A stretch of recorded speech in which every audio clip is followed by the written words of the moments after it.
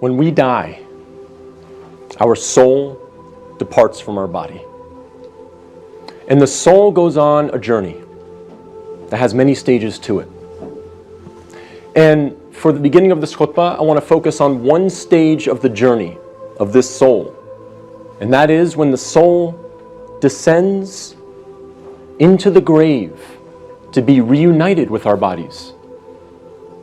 And when the soul is coming down, it witnesses the janazah, the funeral. And your body is laying there on the ground, wrapped up, getting ready to be buried. And you're descending and you're seeing this, and you're hearing it, you're experiencing it.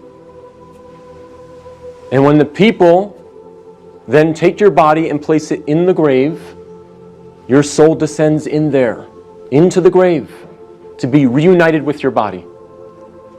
And then your loved ones, your friends who were there at your janazah, they will start shoveling dirt, start picking up dirt with their hands and placing it in the grave, throwing it on top of you, and you will feel it fall on top of you. And they will do this until you are completely covered up. And you will be there in the grave, covered up, and you will have consciousness.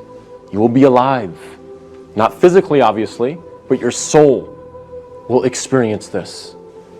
And then after your family makes some du'as, and they say some nice, kind words about you, they'll walk away, they'll leave. And you will hear their footsteps, as the Prophet, peace and blessings be upon him, said, that you will hear their footsteps as they walk away. And you will be there alone, in the grave, by yourself. Darkness, silence.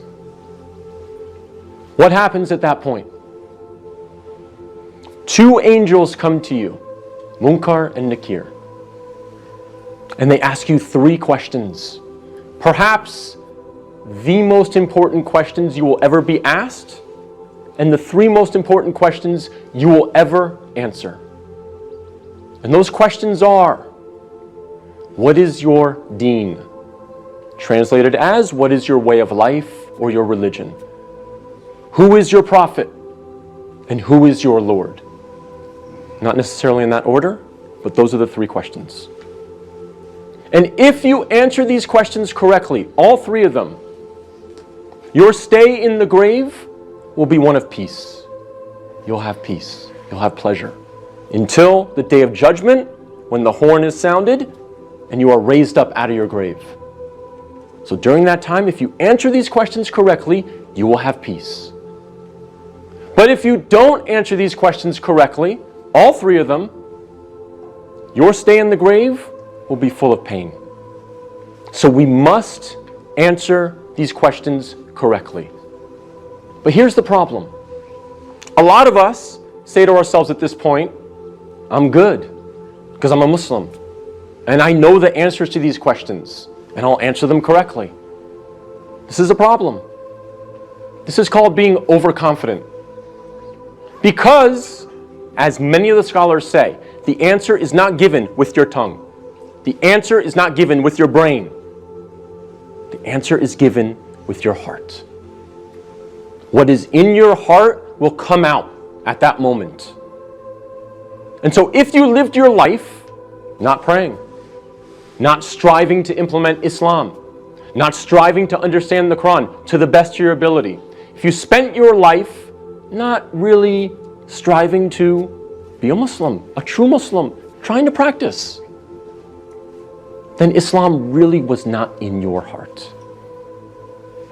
So we have to make sure that we're striving, again, to the best of our ability. I'm not asking for perfection. I'm not asking for scholars. I'm not asking for you to be of the best character like the Prophet, peace be upon him, but we must strive for it. So that on that day, when these angels come to us and they ask us these questions, what is in our heart will naturally come forward. The answers, the correct answers will come forth. And not the answers of, I was striving for something other than the pleasure of Allah. So we have to make sure that Islam is in our hearts, not just on our lips, not just in our mind.